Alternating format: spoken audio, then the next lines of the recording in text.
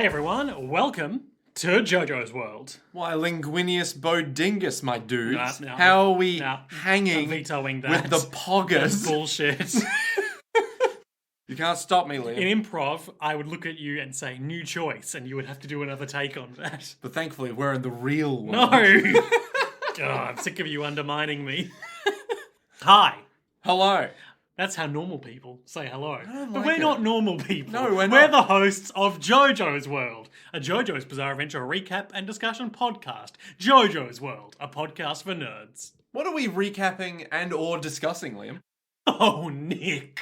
A little anime called Jojo's Bizarre Adventure. Specifically, the 27th episode of Jojo's Bizarre Adventure Part 6, Stone Ocean, Sky High, which covers chapters 706 through 711 of the podcast. That's a lot of Of chapters. the anime. Yeah. Of the manga.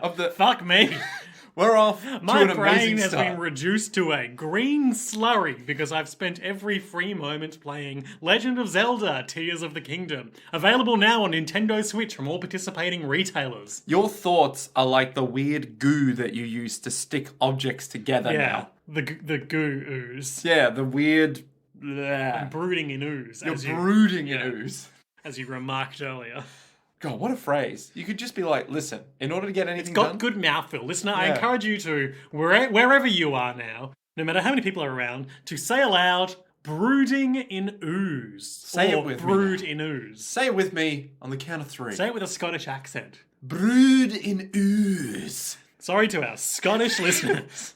I'm Liam S. Smith, one of your co-hosts. Dominic Ballantyne, the other one of the podcast host things. Nick, what did you think of Sky High? Good. Nick, let me stop you there for a second. Sure thing. Shut up. Okay. I've trained you so well. And yet still you defy me. I want to share with you some words of wisdom from Hirohiko Araki, the creator of JoJo's Bizarre Adventure, I will stay as quiet as the required mangaka, to hear his words spoken to me. from volume 13. You can't even start without laughing. Sorry, I haven't read this one, but just based on the title of it, I'm sure it's going to be good. Okay. Regarding superpowers, part 1. Oh yeah, you are not wrong. There we go. According to my mother's account, I was said to have superpowers when I was little, though that's no longer the case. Good start. Okay. What kind of superpowers, you ask? For instance, in the waiting room of a hospital, I suddenly disappeared into the shadow of a couch. And then when my mother asked, "What's up with him?" a doctor in his blouse would come. In other words, I apparently hated doctors so much that I had the power to predict, or rather sense, when one was approaching. Unbelievable, right? A stand that only works on doctors. Yes, that is unbelievable. So he just knew, oh, there are doctors about in the There's hospital. doctors afoot. You walk into a general practice, you're like, It reeks of doctors in here. medicine. I know that scent. There's no cure for this medicine. There's no cure for being a doctor. Hi, I'm Hirohiko Araki, Doctor Hunter. Hey, Hirohiko Araki, Dr. Hunter, can I ask you a question about why you hunt doctors? Yes. Why don't you actually hunt them? Like, why do you just hide from them? I'm working. It's scary. I'm working my way up to it. Okay. But isn't the premise of this TV show that's airing on Fox Tuesday, 7 to 9 Eastern Standard Time, is that you hunt the doctors? I do. But then I get scared. Are you a doctor? No, I guess I'm not. Okay. Otherwise, I would shoot you 12 times with this revolver. Well, good thing I'm not a doctor. Hide stethoscope. Bang, bang, bang, bang.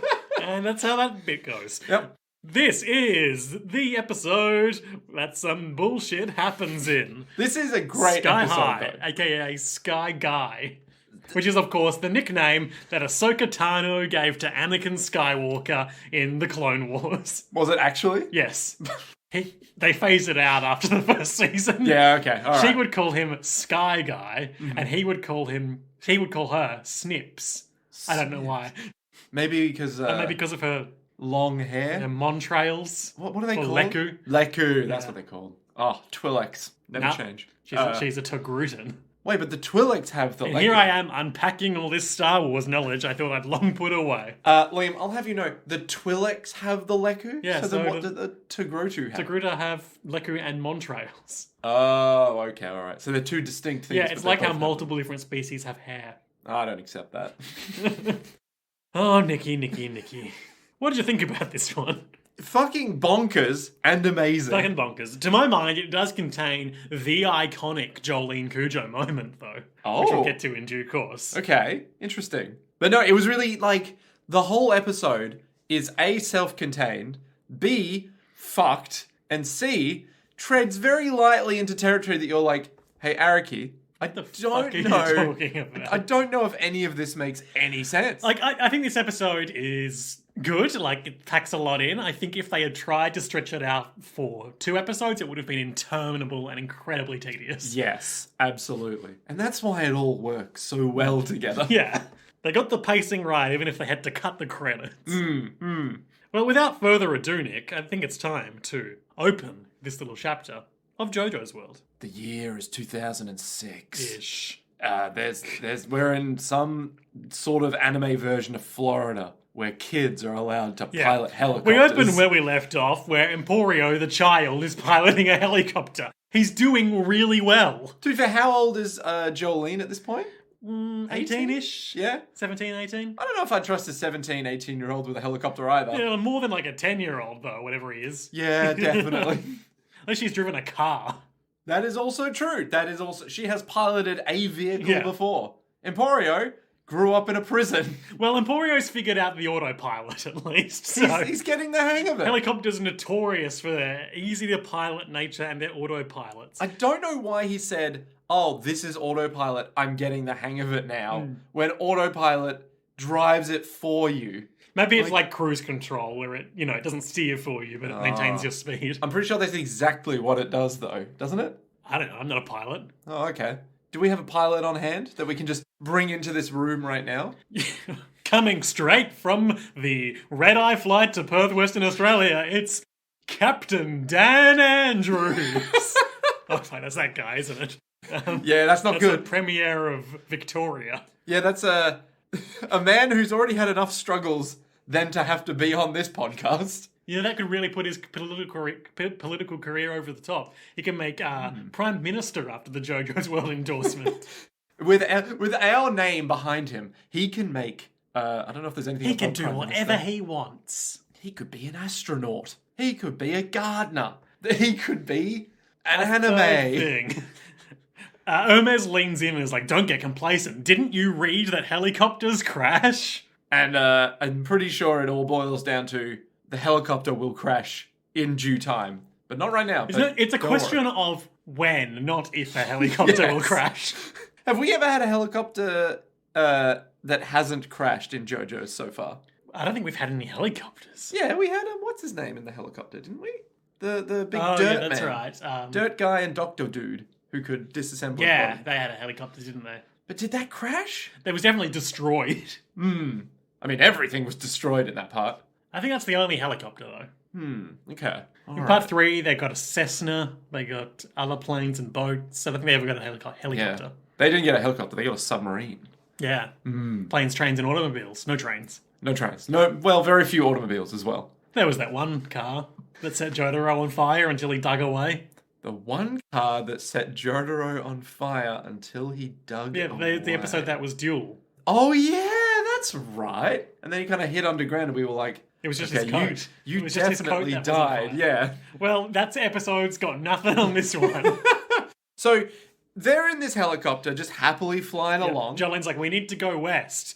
And they're all, but we'll get to Cape Canaveral in like half an hour. Like, no, we need to go west to Orlando. I can sense the priest there. And it's building on this thing where Weather Report, Pucci, Jolene, and all of the sons of Dio can all sense each other's locations.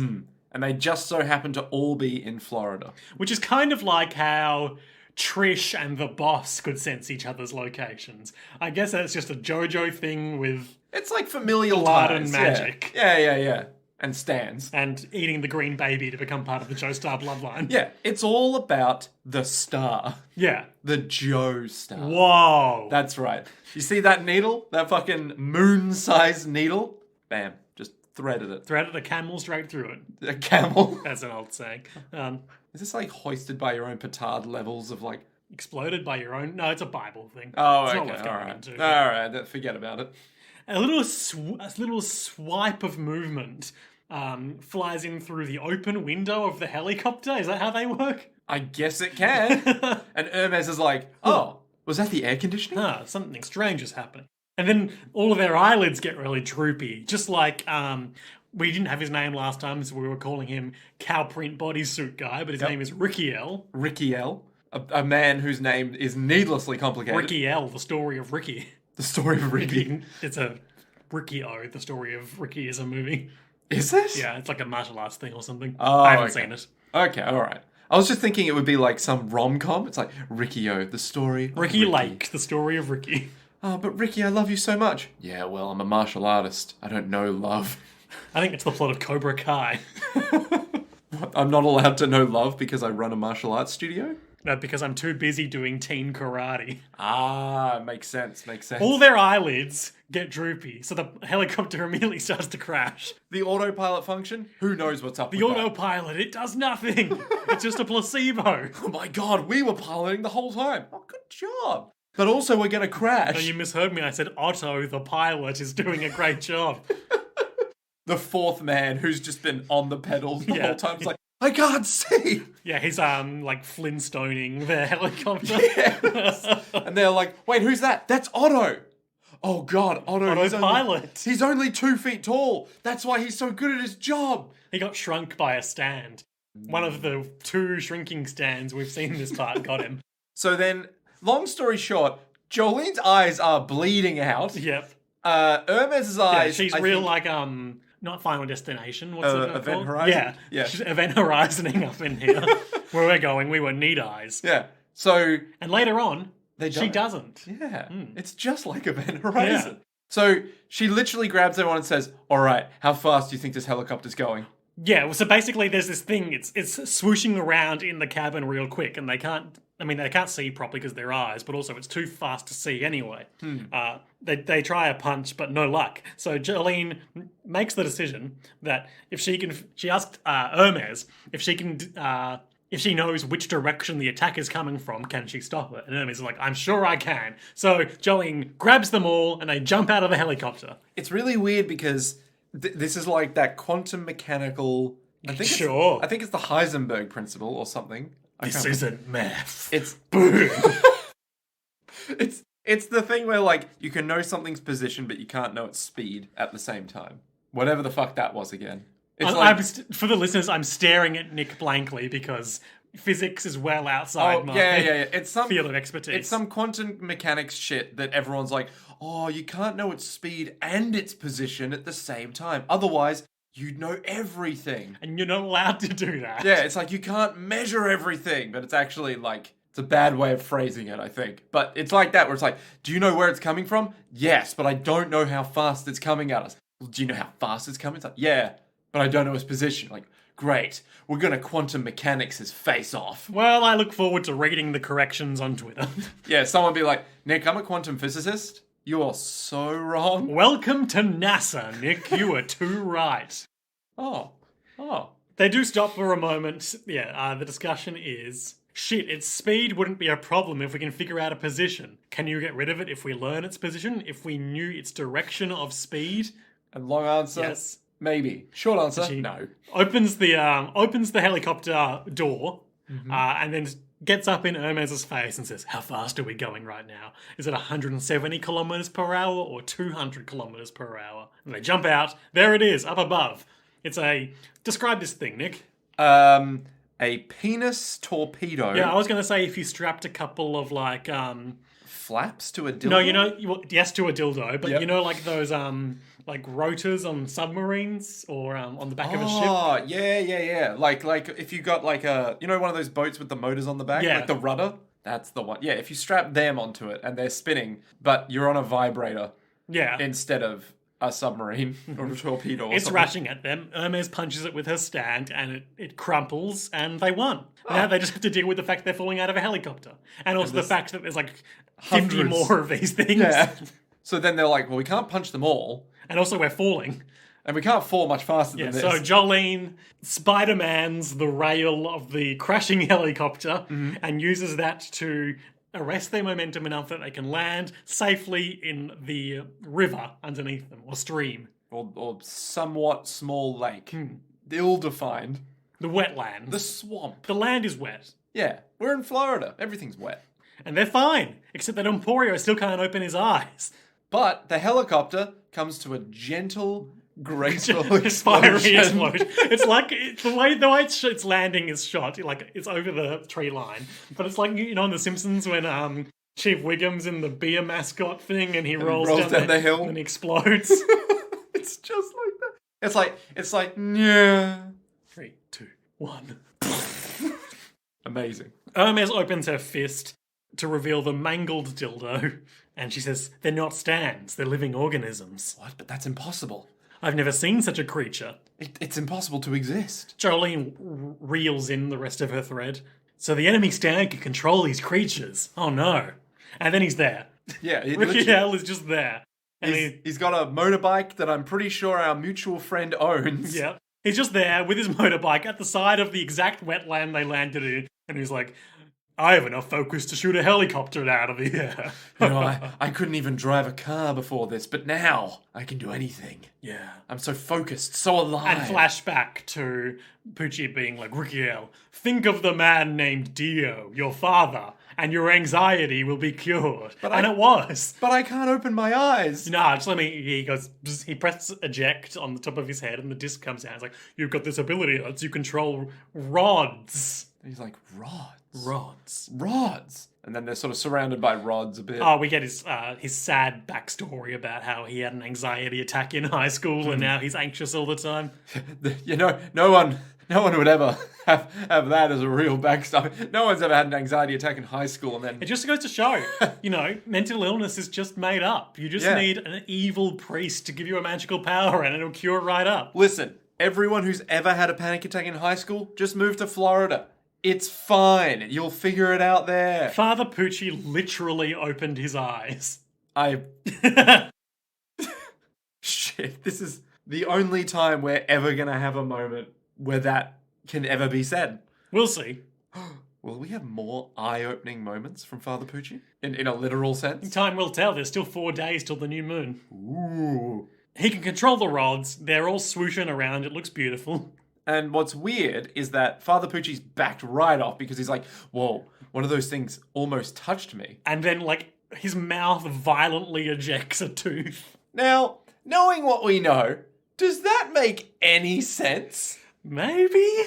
So, what we learn is that these things steal body heat, causing the body systems to shut down. So, if his gums lost their body heat and rotted, then the tooth would fall out, but it wouldn't be ejected with such violent force. No. But Nick, have you ever heard of gravity? The very same force that brought down that helicopter with such fiery force brought down his tooth. Oh, I thought you were talking about Gravity, the movie starring Sandra Bullock and... Dan Andrews. That's how he got into being a minister. Yeah. Oh, okay. He's a captain, a minister, an astronaut. Yeah, he's everything, Dan Andrews, leader of... the free world. The New World Order. It's the least accessible joke ever.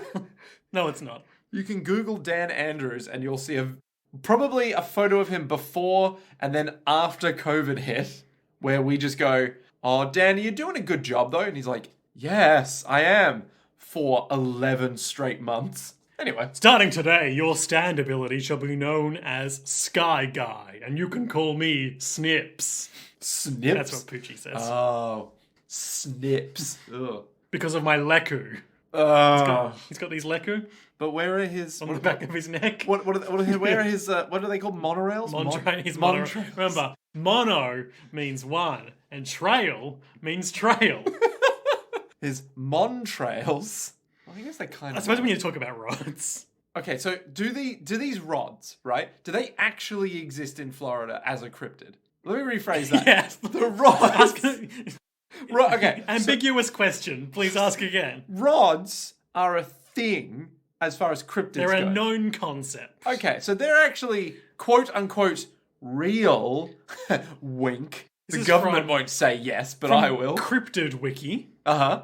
Which defines them as multi-dimensional entities with an M, Okay. atmospheric beasts, technological errors and misidentifications. Every other thing is unknown about them. First sighting, unknown. Last sighting, unknown. Country, global. Habitat, unknown. Possible population, unclear. So what's the photo of it? A sort of vague rod-like shape in the air. So possibly a cloud Or or a submarine. yeah. Air rods, called flying rods, and sometimes referred to as skyfish, are something like crop circles in that even skeptics acknowledge their existence. Bold claim, no citation.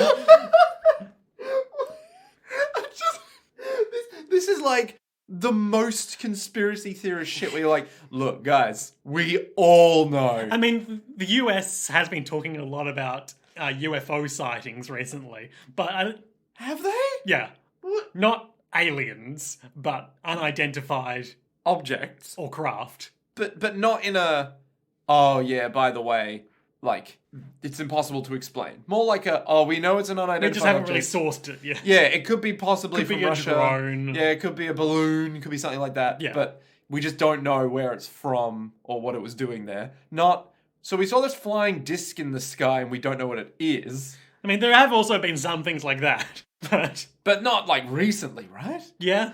What? What is going on? What is Anyway. this world we're living in? But I don't know if they're talking about rods.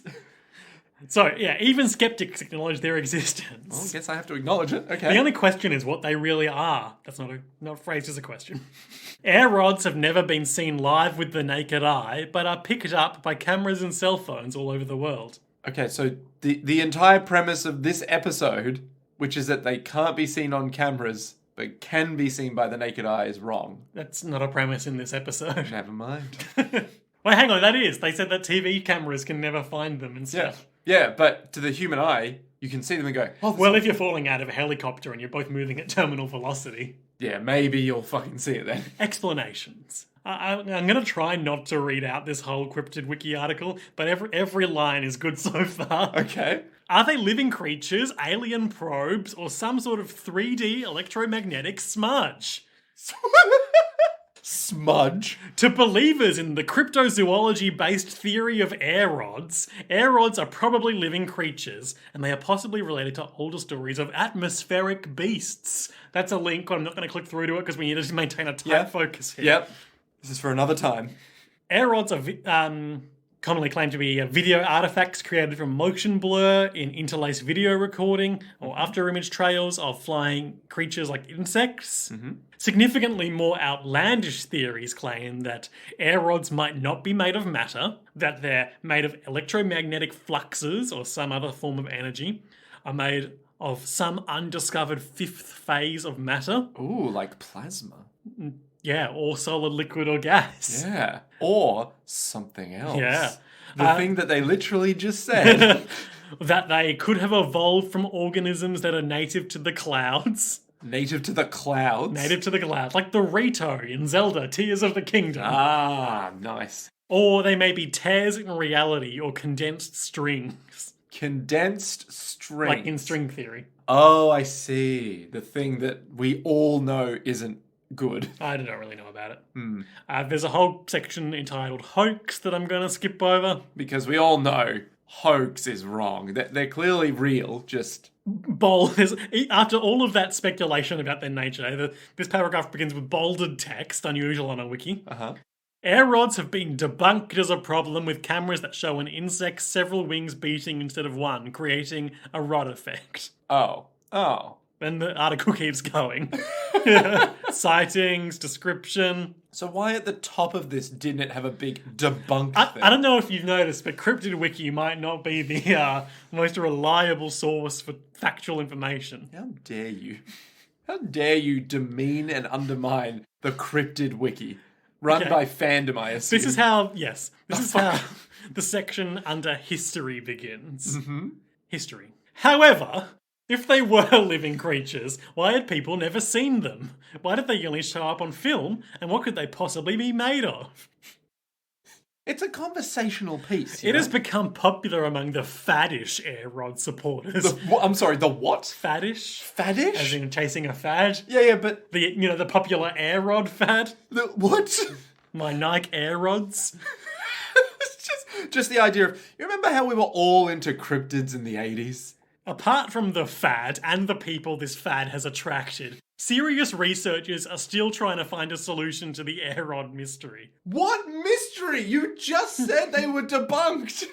Oh dear. Air rods have also appeared, or creatures like them, have also appeared in Hey Pikmin, and in Castlevania Aria of Sorrow. I'm sorry, fucking what?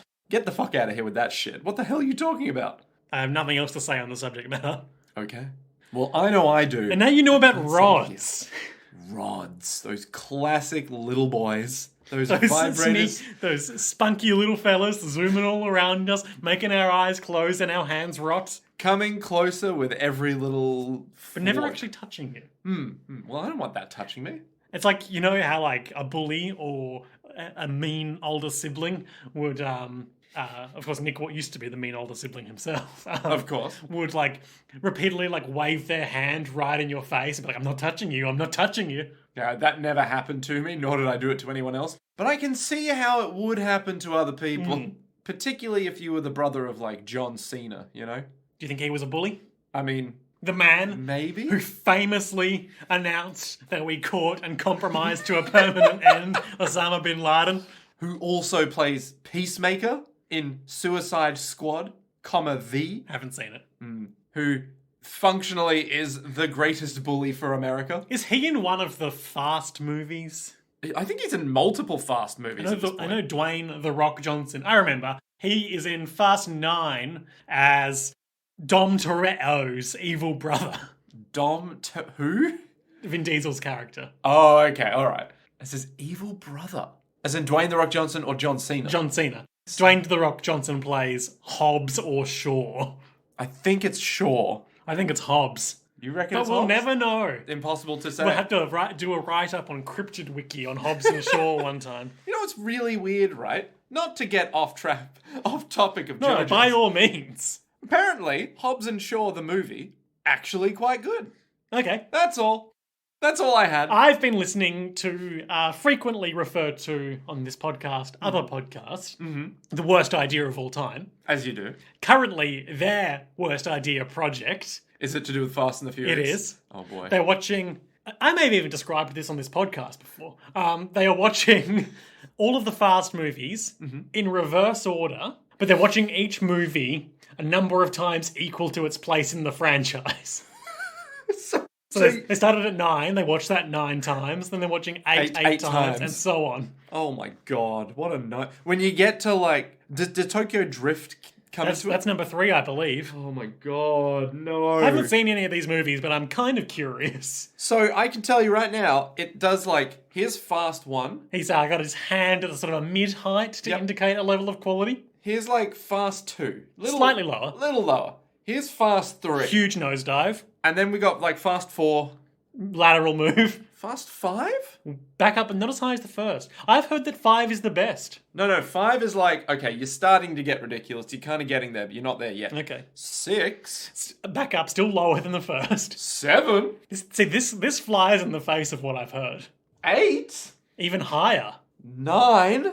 Who knows where 10 could possibly go. Wow, Nick, these are, based on what I've heard from this podcast, controversial opinions. Look, all I know is that I've seen Fast and Furious 1. Although I suppose you probably wouldn't rank those latter ones so high if you had to watch in reverse order the number of times. 9 weeks in a row. Yeah. So all I know is they begin to sort of follow a, yeah, look, we know kind of mentality. Because I thought that it all went off its wheels when Paul Walker died. Well, with Paul Walker's death came a sort of reinvention of the fast methods. So before it was about family, but now it's just about, yeah, we're going to keep going. And so they're just trying to one-up themselves with every single scene. And like you start off the movie with like a tank flying out of a skyscraper. Like that's the level that you're dealing with. I see. With Paul Walker's death comes a certain freedom that maybe we should never have pursued. I am kind of opposed to those movies on a philosophical level because of they're probably far from the only series that does this, but the degree of creative control and ego the stars assert in terms of their characters. Like, it's a part of Vin Diesel's contract that his character can never be seen to be losing a fight. Like, it's not that he can't lose a fight. Yeah. It's that he can never be seen to be losing the fight at all. So he could never... So, okay. A, he's not going to lose a fight. Yep. And B, he's not going to be losing that fight and then come at back. any point. Yeah.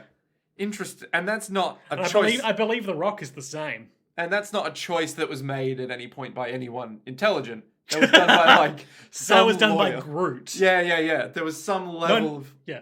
Like, some producer somewhere... No, it was Vin Diesel advocating for it. Wait, what? What? Groot himself? Yeah. Oh my god. That's weird. So, Nick, Yes. Rykiel is The there. milkman. The cowboy. The calf slayer. Because of all the calves he killed to get that beautiful cow print bodysuit. Exactly. So smooth. One day he'll kill more cows and get full body coverage instead of the sleeveless and chestless piece he has now. But his neck is fully covered. Yeah, with priorities. He doesn't want any rods stealing his body heat. It's literally everywhere except... Where is He's it? got a boob window and it's sleeveless. But his neck is like a neck brace. He's got a long neck as well. He's like an absolute giraffe boy. No. See, the patches create a visual illusion. Drawing the eye upwards. Exactly. It's like vertical lines, but Yeah. that's all a hoax, all right? It's about Vertical cow prints. lines are the rods of the fashion world. No one knows if they exist, and we don't know if they work. So anyway, there's some dead rod on the ground, but they don't know how it works yet. All they know is that this guy's in front of them being like, ha! He's like, come closer. And they start to walk closer to him. And then Jolene goes, don't get too close. He's trying to lure us in. And he's like, damn, they saw through my cunning ruse. So this is like, I think I remarked to you, this is where you're in a Counter-Strike lobby. You're like, yeah, all right, I'm going to have a good time. I've been playing some single player against some bots. I'm ready to take on the online world. And then everyone knows exactly what the fuck they're doing. And you're like, wait, why aren't they doing what I thought they were going to do? What's going on here? And you just get trounced. We're not even playing the same game. Yeah. They're just like, oh no. We've I've seen killed this like before. a dozen stand users at this point. It's like, come closer. There's this weird dynamic to the early phase of this fight where it's about whether or not Rykiel is having a panic attack about something inconsequential. Because at this point, his bike starts to sink into the mud. And he's like, oh no, I forgot to put the kickstand on. I have to rev it up and move it to solid ground. Oh no, I've lost the key. Oh my god, I can't take on this fight. I can't take on the world. Hermes throws a heap of rocks at him, but they... Effortlessly dodge. Well, he doesn't even move. They just kind of swoop up into the air and away. And she's like, oh, I don't know how that happened. Yeah, look, I don't know how that happened I guess the either. rods took them away. They move in a similar arc to what the rods, chemtrails, contrails, I leave guess. behind her. I suppose, but it's still like, it's like the tooth. Not really well explained. It's just a thing. Well, they are cryptids. Oh, they are cryptids. And there are many theories, even apart from the faddish people cashing in on the rod fad. Yeah, but Liam, you have to admit. I was into rods before they were cool. You have to admit, even as a skeptic, you know that rods definitely exist. Yeah, well, even skeptics admit they exist. Exactly. Because they're insects.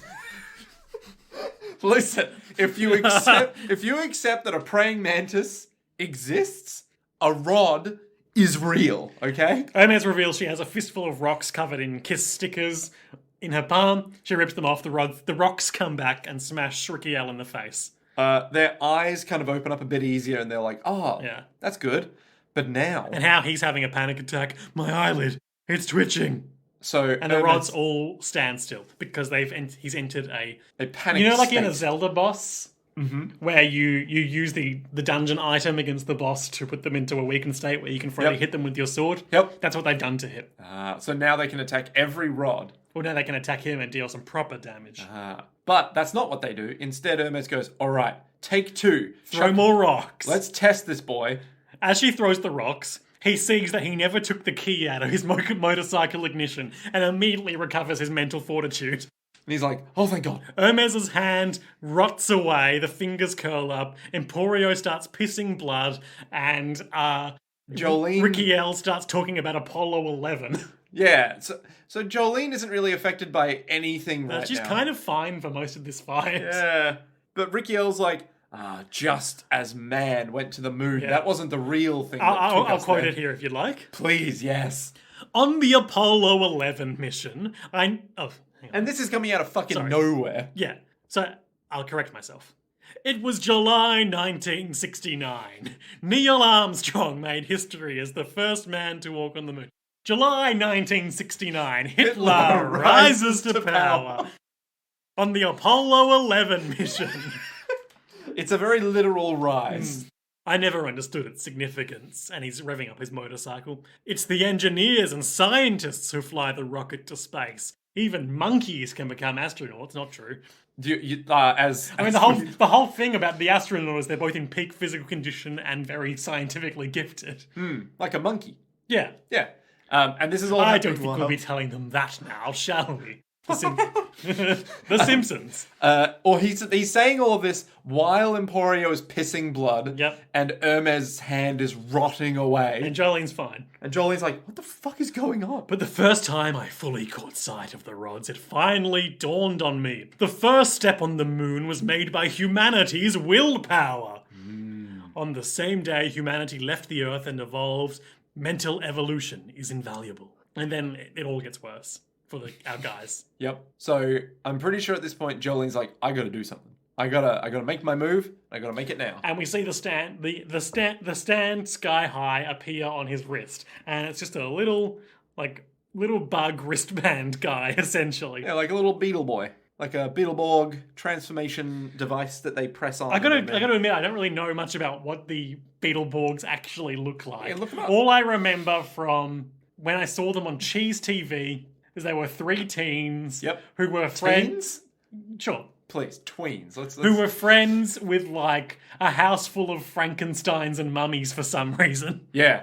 I'm pretty sure it was like Power Rangers, but A, beetle motif, and B, much more relatable because because they were friends with Frankenstein. The monsters were the good guys, and the real monsters were the bad guys. Synopsis. Season 1 of 45. It's adapted from the Metal Hero Tokusatsu series Juko B-Fighter and B-Fighter Kabuto. That does sound familiar. Not to me. Okay. Season 1. Set in the fictional town of Charterville, 3 typical average kids, Andrew Drew McCormick, Josephine Joe McCormick. Classic. And their best friend Roland Williams. His nickname, the Squig. Enter the supposedly haunted Hillhurst mansion after accepting a dare from rich snobs Van and Trip. Go on then, walk into the house, I dare you. McCormick. Come on, McCormick, walk in there, you little shit. Oh, maybe I will. The house is revealed to be the home of real monsters in the likes of Universal Monsters. Real monsters. And are set to eat the kids. However, in the midst of a chase, the kids accidentally bump a pipe organ, releasing a phasm named Flabber. Yep. Keep going. It gets He's friendly, and he grants them a wish. They wish to become their comic book heroes, the big bad Beetleborgs. However, this brings the Beetleborgs' sworn enemies, the Magnivores, led by the evil Vexor, to life. And he summons monsters from other comic books. So where do the monsters fit in? Why are they in this show? Because it's a haunted house. And they're not part of the comics brought to life. They're just real. Yeah. Because they live in the haunted house. I suppose if they had to live anywhere, it would be a haunted house. Yeah, no one goes there. And this was what, the 90s, I think? Or the Ooze when this came out? It's a bit the Ooze. Yeah. Surely it's the Ooze. I really hate that we've called it the Ooze and it's working for me. 1996. Look, you gotta brood in the ooze. You know? There was a lot of brooding in the ooze, what with Linkin Park. And 3 Days Grace, Animal I Have Become. Oh, look. Oh, I hate how well this works. Every single band from the Ooze is like, we're just brooding, we're just brooding. Are you getting anything done? No, I've got to brood. It's the Ooze. I'm looking at this photograph. I'm Bullet for My Valentine, Ing. I don't know any other bands from the Ooze that brooded, but you know what? I'm sure they're around. just skimming the rest of this thing. Anything You want a reason for why the haunted house had monsters in I it. do. It's what I crave. You could just Google that. You can ask the question, why were there real monsters in the haunted house in Big Bad Beetleborgs? And you know what they'll say? Because the house was haunted. Liam has found something. His face went from, this is all pretty shit to, oh, this is good. Mums is a 5,000-year-old Egyptian mummy that used to be a prince, but he can unwrap his bandages to reveal a Grim Reaper-like form under his bandages. I think that's Do you want that whole phrase again? Wait, he's a 5,000-year-old mummy. That used to be a prince. There used to be a but prince. he can, and pay attention to the phrasing here. Unravel He his... can unwrap his bandages to reveal a Grim Reaper-like form under his bandages. Yeah, what about it? That's where it would be. Yeah. If he was unwrapping his bandages, Yeah, it would be under his bandages. Yeah, he unwraps his bandages to unveil a Grim Reaper-like form under his bandages. Count Fangula is a vampire. He loves motorbikes. I want to... Count Dragula. Count Dragula. Oh. Actually, that is another thing That's from Bruton and the Oozin is Rob Zombie. Yeah. Dragula. That's what I was doing. And if you young fucking Zoomers don't know who Rob Zombie is, Okay, I'm just going to Google this. you go out there and you look watch up that remake of... Big Bad Beetleborgs. So what horror movie did he remake to some acclaim? House of Wax? No. The House of a Thousand Faces or something? Hang on, I'll look that up. You look. Why are there monsters in Beetleborgs? What's a Beetleborg anyway? A Beetleborg is like the hero. It has like It's a Sentai hero. I know yeah, that. but they have like the beetle horns, but they have like robots that are like the Beetleborgs, and like I think they have cars or motorbikes or something as well. Because obviously, of course, they would. Because they're Kamen Riders. Yeah, and so they just fight things off because they're cool, and no one will take that away from them. What I think is because obviously with all the martial arts suited footage, they just repurpose stuff from a Japanese show. Yeah, that's absolutely it. I reckon that on the American side of the coin, they just happen to have all these Halloween costumes and were like, yeah, fuck it, there's a heap of monsters. Yeah, they went to they went to like some old production and were like, oh man, remember when we had those mummy TV shows? Yeah, they're just collecting dust here now. You know what'd be cool though, as a plotline? What's that? If there was a prince who took off his bandages. To reveal a Grim Reaper-like form underneath his bandages. It's like, underneath his bandages? Underneath his bandages. Also, was it House of a Thousand Corpses? No. Was it The Munsters? No. Was it Guardians of the Galaxy Volume 2? No. I don't think he made that. He was in it, though. Was it CSI Miami? No, let me see this. Okay, alright. Then we'll get back on track, I promise. Listeners, please. We beg of you, stay with us. That was Halloween, one of the Halloween movies. Oh, okay. Are you sure it wasn't Werewolf Women of the SS? That does sound good. I'm certain that people like Rob Zombie are just like, listen, I know what I'm making isn't the highest quality, quote unquote, Emmy award-winning movie. Robert Zombit. Please, that's what my official title is. You can just call me Zombie. Dr. Zombit. Dr. Zombit. Okay, let's keep moving. Jolene charges forward, her leg rots and twists, and Emporio deduces what the rods do. So the rods feed off body heat. Yeah, and he's still got Jotaro's disc tucked into the waistband of his pants. So there's a red spot around that because that part is still warm on his body, whereas on the other side of his body, the heat has been stolen away from his kidneys, but the disc protected his other kidney. And that's why he's pissing blood. Yes. Instead of dying. So if he didn't have that disc, I guess he would just be dead. Yeah, probably. Or dying slowly and painfully. Yeah, it would take a little while. You'd need to replace your kidney, but you know. Jolene! Rods feed on our body heat. Bloody urine is caused by kidney damage, he shouts. I read it in a book somewhere that when things get cold, they fail in your body. So that's why my kidney's done blown itself up. I was doing an exaggerated Australian accent, but go off. I guess I'm Emporio, the little chimney boy. Yeah, I've been cleaning chimneys in the prison for years. Sorry, chimblies.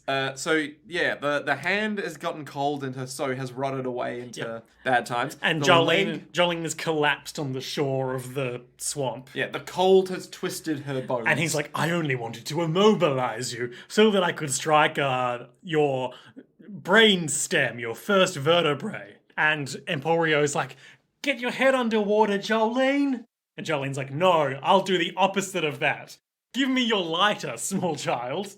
So Emporio chucks over a Zippo lighter. The ghost lighter. Yep. What do you mean the ghost lighter? That's what she says. But what does that mean? He can use the ghosts of objects. Oh, yeah. Okay, I forgot about that. All right, so she takes the ghost lighter, which conveniently is a real lighter. Now, she wraps her body in strings. Yep. And then she sets the string on fire. So now she's covered in setting fire. her body on fire. It doesn't really affect her at all. To my mind, this, as I alluded to earlier, this is the quintessential Jolene Cujo win a fight by putting my own body in significant mortal peril moment. She's done things like this many times throughout the series, but to my mind, deliberately setting herself on fire to punch a guy is just, it's Jolene in a nutshell. Yeah, it's like, how do I win the fight? I set myself on fire. Yeah. Well, how does that help you? Shut up. Like, that's it. If only she still had that big coat from Green Dolphin Street Prison, because then she could have just set the coat on fire. And then it would have burned into ash, and it would have been symbolic. But it's not. So she's just not on fire, but she's on fire. She's around fire. Yeah. No, she's fire. within. Yeah. She's within. She's unwrapped her string to reveal a fire form underneath her string. I feel like we're back. I feel like we've had a bit of a slump recently, but I feel like we're back. We've had too many 2-part episodes, but this is the one. So anyway, she looks fucking awesome doing it. Yeah, literally we get a close-up of like her face and she's just like, I'm gonna fucking destroy you. Yeah, she's walking slowly towards him.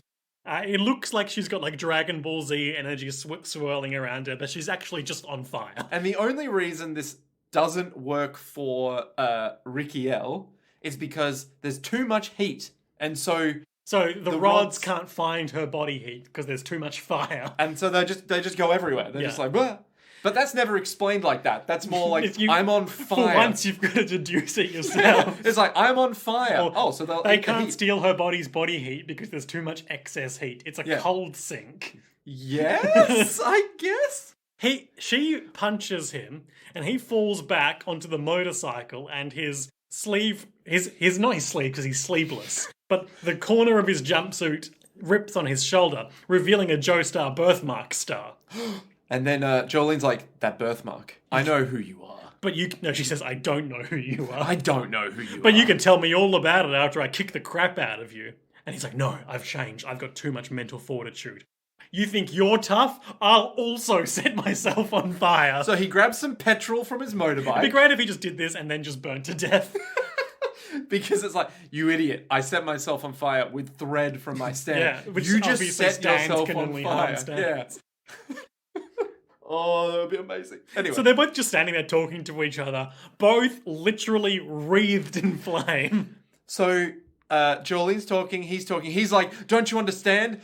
I am Apollo 11. Yeah, now that I'm also... He screams, I am Apollo 11. It's amazing. It's like the astronaut in Metal Gear Solid 3 Snake Eater, who went to space and became really angry and on fire. The Rage? Yeah. And so he's just like, or whatever. You don't understand. I can't feel anything but anger because humans are the worst.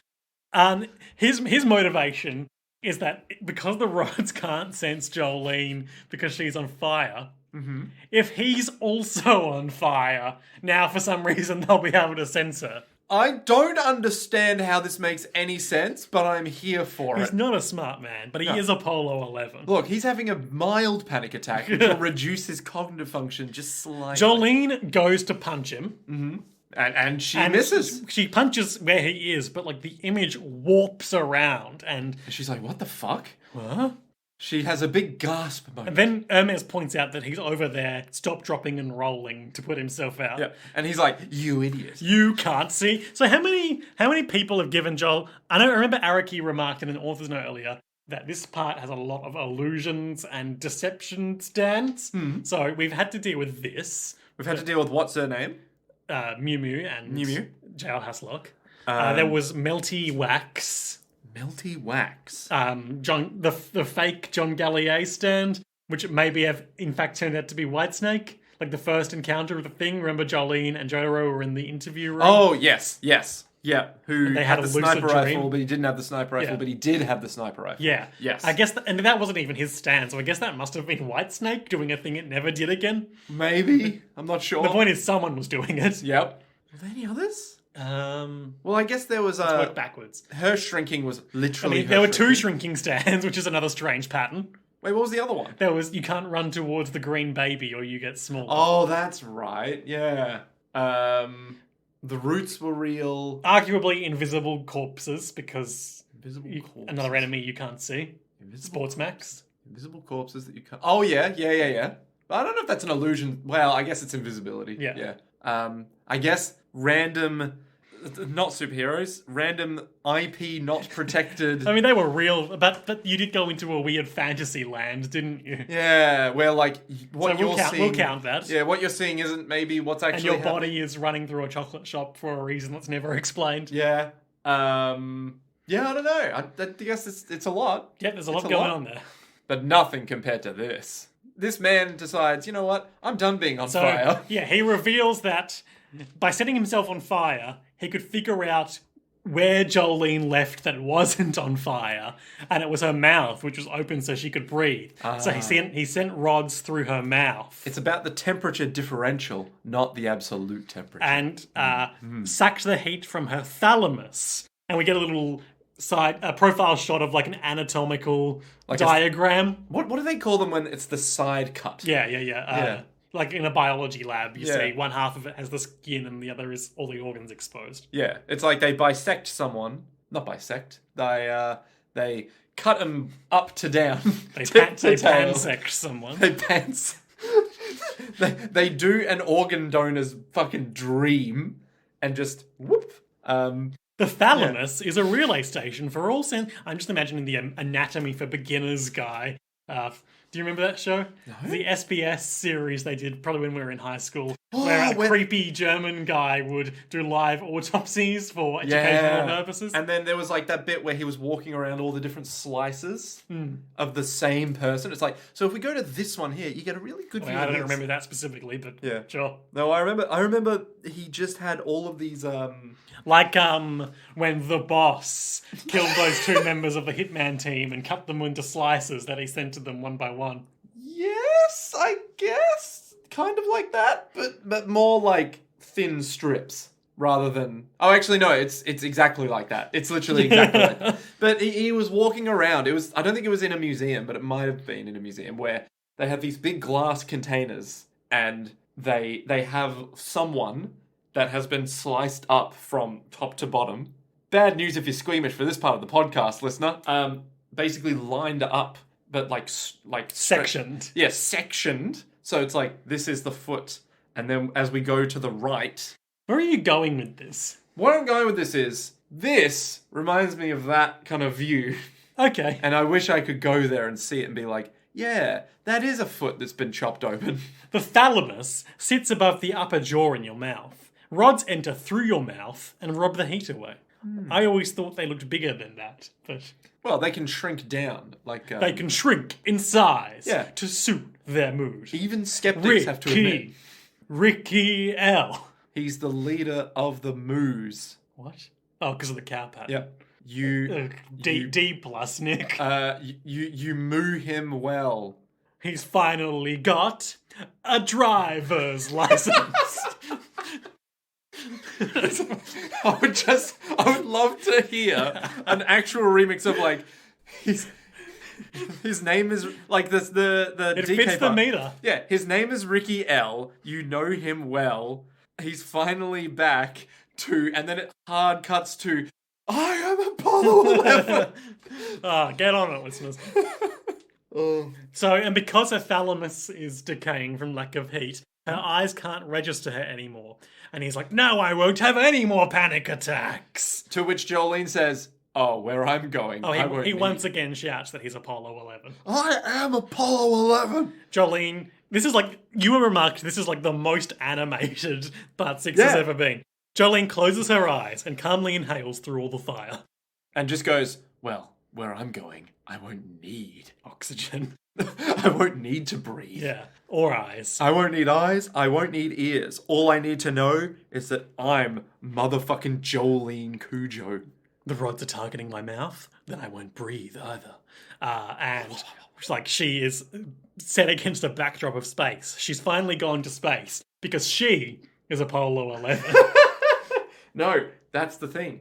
She is Apollo 13. Whoa. She's the Challenger. She... She's that SpaceX launch from a little while ago. She has just realized, well, if I can't reach space, I'll just engulf myself in flames, but still win either way, because I have mentally evolved from everything. She's thinking about concepts, and as she does, representations of them appear in this like void of her mind space. Yeah. Rykiel first came after the helicopter, glowing green image of the helicopter. Whoa. Just as I sense the green baby's position. Wow. Just and as the priest sense that I've broken out. Poochie. Yeah. So basically, she's swirling around, covered in green, cool energy. Fucking godlike pink. The fire is pink. It's far too cool for Rykiel. Whirls around and roundhouses him in the face by sensing his position through their psychic family link. Yep. That's exactly what happens. Kicks him in the face. Hermes and Emporio are like, her resolve is so strong. Oh my god, she inherited her resolve from her dad. She's Apollo 11. Is this the? And she looks great in this punch shot. This is what I'm saying. It's so animated. Is this the same Jolene who used to cry over nothing? Which never happened when she was I think we saw her cry in the very first shot of the thing when she was caught masturbating by a guard. Yeah. And also, obviously, in the trial flashbacks. But never in the present. No. Not in prison. She was already a tough nut to crack. So she just defeats him here. Mm-hmm. Wait, no, there is a bit more. He's down. He's down. She's going to ground and pound. But she's like, no. He's like, no, my resolve is so strong. The rods have infected my body, but I'm going to still fucking kill you. He numbs himself to the pain and grabs her neck with his hand so that he can extinguish the fire on her neck so that the rods can get through the fire and kill her. Oh no. And she's like, no. I'm going to kill you now. Yep. Basically slams his face into the goddamn dirt. And wins. Because he, in his plan, had a fatal flaw, which is he forgot to take his fucking hand off the back of her neck and covered it from the rods. See, that was the problem, is that without him to cover the hand. The flaw in his plan was that he kind of sucked. He was a bit of an idiot. Even though his willpower was intense, his forward thinking lacks. Now, there's a bit of a post-defeat conversation here. Before we get into that, we should probably talk about the Jojo Valet commentary and Rykiel and all that. Hit me with Rykiel. No. I'm going to hit you with the Jojo Valet commentary for Sky High. Yeah, right. Hit me with Sky High. Based off the skyfish, an animal from an urban legend, they're also known as rods. I remember seeing a TV show about these back then too, so that must be where they're from. Literally, I saw this on a TV show, so I thought I'd put it in the manga. Oh, Araki, you beautiful, sweet motherfucker. What an angel. Oh my god. An angel in manga form. I wonder if every day he just goes outside and goes, oh, that's cool. Well, he lives the Rohan Kashibe lifestyle, where he goes and researches the thing he's interested in and then puts it in the manga. Yeah, and that's it. That's his whole... And that would take, like, weeks of his life just to go, well, I'm going to have to draw this out. I'm just going to go have a look at this thing on a weekend. Oh, that's neat. Well, time to draw it out. And that's it. That's all he does. Amazing. Sky High is a song by the British band Jigsaw. They're a pop duo of Clive Scott and Des Dyer. Dyer down. Des Dyer died in 2009. Oh. No, sorry. Ironically, Clive Scott died in 2009, and now Des Dyer uses Jigsaw as the platform for his solo work. Oh, okay. Well, Dyer down indeed. Mm-hmm. I'm so sorry for his loss. Her loss? Their loss. My In condolences. Australia, the group was called British Jigsaw due to the existence of an Australian band of the same name. Oh, okay. In Australia, the group was called British Jigsaw due to the popularity of the fictional serial killer Jigsaw. No, he was a real serial killer, but only in Australia. Nowhere else ever knew about him. In Australia, the Saw franchise of movies was called British Saw because of the... Wasn't Saw actually made by an Australian guy? I don't know, and I refuse to find out. Oh, okay, alright. Jigsaw, the song... Uh-huh. Sorry, Sky High, the song... Yeah. was the main title theme to the film The Man from Hong Kong. Oh, I never knew that. I don't know that movie. I also don't know that movie, which is Okay, why I don't... we're doing great. Look, it's a great day. We got a good Jojo's out. It peaked at number 1 in the Japanese charts. Of course it did. 2 in New Zealand. Of course it did. And 3 in Australia and Canada. Well, by British Jigsaw, not Jigsaw. Yeah. So British Sky High in Australia. British The Man from Hong Kong, released in the US as The Dragon Flies, is a 1975 action film written and directed by Brian Trenchard Smith. I'm sorry, what? Brian Trenchard Smith. Mm-hmm. Is that like Trenchard or Trenchard? Yeah, Trenchard. Trenchard. Oh, what a fucking name. Features multiple large-scale action scenes, stars. Originally conceived as a Bruce Lee film, it was reconfigured after his death as the actor Well, it wouldn't be Jimmy Chuck Wang Norris. Yu's first English language vehicle. Ah. Is this the one that had like basically the mafia was coming after this guy? Oh, it's set in Australia. Wait, what? While working undercover at Ayers Rock, aka Uluru, Inspector Bob Taylor of the Australian Federal Narcotics Bureau confronts Win Chan, a Chinese drug courier, and his partner. Chan gives chase, leading to a fight on top of the site. It starts with a fight on top of Uluru. Oh boy. Fuck me. Oh boy. For our international listeners, we don't climb Uluru anymore Because it's incredibly sacred. Let's just say it would be like if you went to what's the most sacred It's like if you went to the White House and decided to just go to the top of it and shit on it. You had your fight scene in the actual Oval Office. Yeah, it would be like if someone, say, stormed the Capitol. Deeply insensitive. And just not a good time. But did that for a movie. Yeah, and left Did the ruins real behind. January 6th for a fictional movie. It would be like if we went to, I don't know, the Egyptian pyramids and walked on top of them. Or we went Broke into a big tomb down there and, say, plundered all the goods and took them to the British Museum in London. Or, say, if we went to the Eiffel Tower and then just kind of got some bleach and just dunked it on it or something. Or it's not like that. Or we went to the Statue of Liberty and for a movie we just it's kept not like hitting that it either. with a hammer and chiseled away at it for years with a chisel. I don't know, man. That's the level I'm talking at, though. Rykiel is named after Sonia Rykiel, who I'm sure we've talked about previously on this podcast, but I can't remember why. No, we have. She's the Queen of Knits. Queen of Knits. Why have we talked about Sonia? I don't know. Rykiel before? I fact-checked why. I think she may have even come up twice before. Has she got a brand that something's named after in the show? I mean, Rykiel. Yeah. But before that, was there like a Chanel? That's what I was name? checking, but Yeah. I can't off the top of a quick look find anything. Maybe her son. Is there a Jean-Philippe that we've encountered so far? A Jean-Philippe Rykiel? Don't think so. I recognise her charming smile and her flaming red hair. What's the name of her brand? Can't find anything. Well, as I'm sure we've referenced previously, the wardrobe malfunction for Sonia Rykiel is that she signed a petition in support of Roman Polanski. Yup. Yay!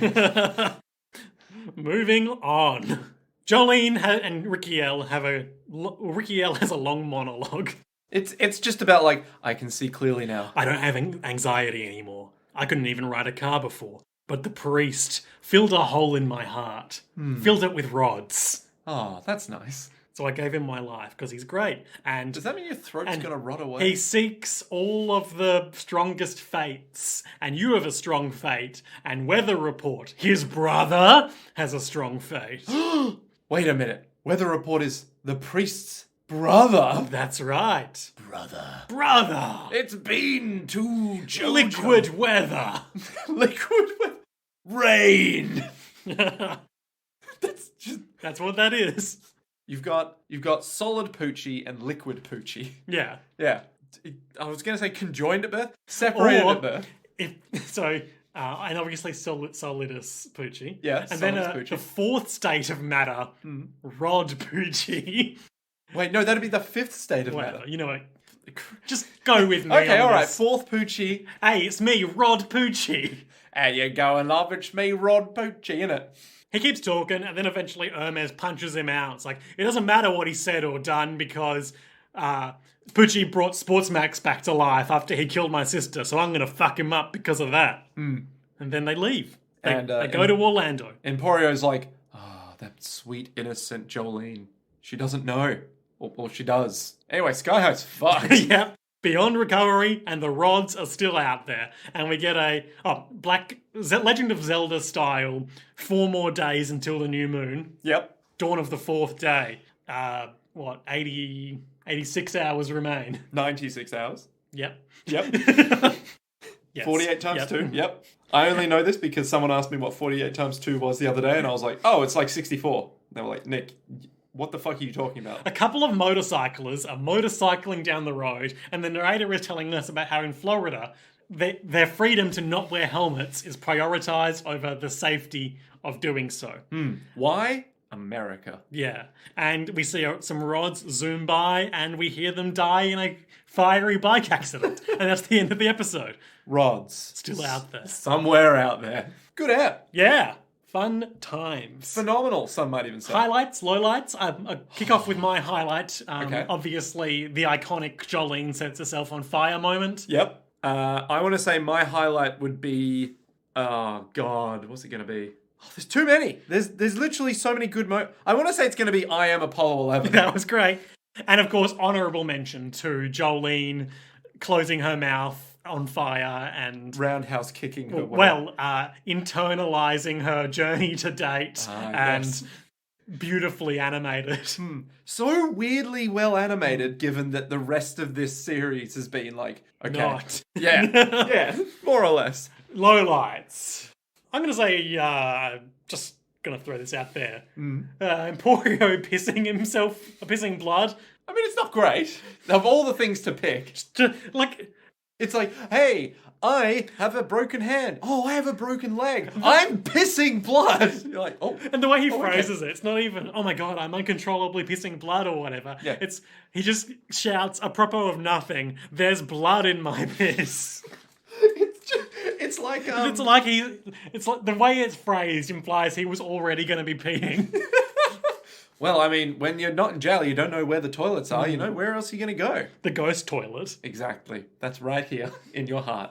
In the sense you're going to piss yourself. Well, don't worry. Soon, Father Poochie will fill that ghost toilet in your heart. What's your low light? I want to say my low light is... as much as I love it, the absolutely deranged logic in this episode of you set yourself on fire, well, I got to set myself on fire so that I can tell where your weak spot We'll is. see who's more on fire, Jolene. But the thing is, it's not even Who's heating up? It's not even a low Who's on light. fire? It's actually just amazing. It's just baffling. But it's just like, what? Fucking what? How is that the resolution we're going? What did you think of the reveal that Weather Report is Poochie's brother? I was like, what? It makes a lot more sense why he has no memories now, at least. Yeah. Because... And why he could sense them. Exactly. Where he's like, I know this. So you've come around to the whole Dio's kids thing finally as well? Well, yeah. I'm still a little bit iffy around is Father Poochie Dio's son or... Because he didn't have the... Yeah, he got that before. When he melted with the green baby. So the question then becomes... And also Father Poochie and Dio were hanging out in the past. Oh, yeah. So then the question is, okay, these must all be from the same bloodline as, like, Giorno Giovanni. Why? Well, because they're Dio's sons. Oh, in the sense, the same bloodline as Giorno Giovanni in the sense that they are Dio's sons. Yes, exactly. Okay. But... You see what I mean when I say, why isn't Giorno here? Yeah, I see what you mean. But he's off in Italy. You know, he's not going to be like, ooh, I better go to Florida real quick. He's going to be like, nah, I can make money here. Stopping the drugs. Exactly. Stopping the drugs, but also shaking down most normal people. It actually would be a perfect time to be like, wait, who are you? It's like, my name is Giorno Giovanni. My name is Giorno Giovanna. I could fuck up all of you just by looking at you. My magical reality powers. Yeah. So let's maybe keep him out of his He turned all of the rods into frogs. It's like, wait, can I trust you? And he'll probably be like, no, but I can take your money, so bye. I don't know, it feels right that he wouldn't show up for multiple reasons. Because A, he could kill everyone. B, he's running the mafia. He's fine. He's set. He doesn't need to worry about any of this shit. He doesn't know that Poochie's planning some new moon, new world shit. Like, there was some, I think, I may be misremembering this, but I think there was someone asked Araki why Giorno wasn't around. And I believe the response was something like, Giorno doesn't appear in the story, but probably he was in Florida around the same time. Why? What? Because of gravity, Nick. Oh, no, you don't have to. Oh, sweet Araki. I know we're running long, but I'll quickly see if I can find a source and then I'll cut extra time if Amazing. Amazing. Hey, hang on a second. If Poochie is... Sorry. If Weather Report is Poochie's brother, and Weather Report has the birthmark already, but Poochie doesn't, how does that work? What do you mean? Well, we knew that Weather Report had the old star on his back, right? Pre-green baby. Like no green baby. Did we know that? Well, no green baby required. Did we see that? Yeah. When? In the bit with the Pinocchio and That's post-green baby. No, but he didn't eat the green baby. Yeah, but he's brothers with... Yeah, but what I'm saying is all of the sons probably already had the birthmark, much like Giorno did. Yeah. So then... But Poochie didn't. Yeah, Poochie didn't, because Poochie wasn't his son, right? Right? No, that's right. So Poochie didn't have the birthmark, but Weather Report did have the birthmark? So, I don't know. I'll look it up later. It's fine. The important thing is that Giorno Giovanna was there around the same time, but did not feel the need to come on by. Okay, this is Rykiel's privilege card. Rykiel's privilege card? That's what it says. Okay. It's like a little profile thing appearing in the manga. Zero context of what privilege is, but okay. I want to say maybe they did these for... Yeah, they did these all for all the prisoners. Even though we're not doing prisoners anymore, the formatting remains. But what the hell's a privilege card? Maybe it's like their profile in the prison or something. It doesn't matter. Yeah. What's important is there's a card. I'm kind of annoyed that I'm just finding these now, actually. I could have been sharing these the whole time. Born in 1988, his father is the vampire Dio. His mother is assumed to be one of Dio's victims. Rykiel came to Florida because he was mysteriously drawn to Father Poochie. He had no hope for his future and was quite spiritually damaged. This emulated itself physically as well, such as his falling eyelids and his laboured breathing. But with the discovery of his power sky high and his rods, he found that he could concentrate better than he ever had before. He finally found a way to unleash his true potential. Giorno Giovanna is also a son of Dio. But then, why was he not drawn to the priest as well? This is a mystery, but perhaps he is already somewhere in Florida. Oh, so he was there, but he wasn't there. I mean, perhaps. Maybe he was watching from his golden throne, hovering above all as reality warps around him again. We'll never know. Yeah. So, Nick. Yes. 4 days until the new moon. Dun, dun. Father Poochie's in Orlando, Florida. Yep. Jolene and co are on their way, tracking him down. Weather Report and Anasui are tracking down Jolene. Yep, because they're drawn to her, of course. Because they're super into her. Well, Weather Report's... Anasui is. Yeah. Anasui's like... Weather Report's like, I can feel her presence. She's nearby. I'm drawn to her because... And Anasui is pointing Weather Report at her like a magnet. Yeah. And it's just like, find me, the woman. Like, what's those divining rods? He's got Weather Report, like a... Yeah, the big wishbone. He's holding him by both his legs, and Weather Report is sticking his hands out. It's like, go, my child.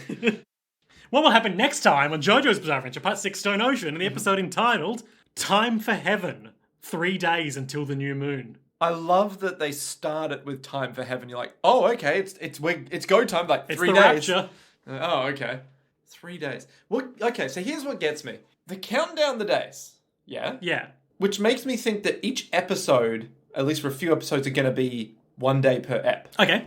But we're only like 3 into the last 12 of this whole thing.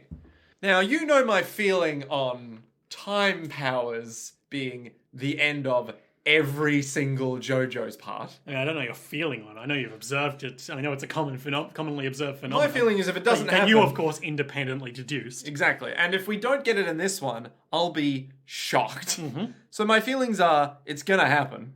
My thought is it going to be some kind of weird, we count down and then the number resets again to like 3 days before. It's Majora's Mask. Yes.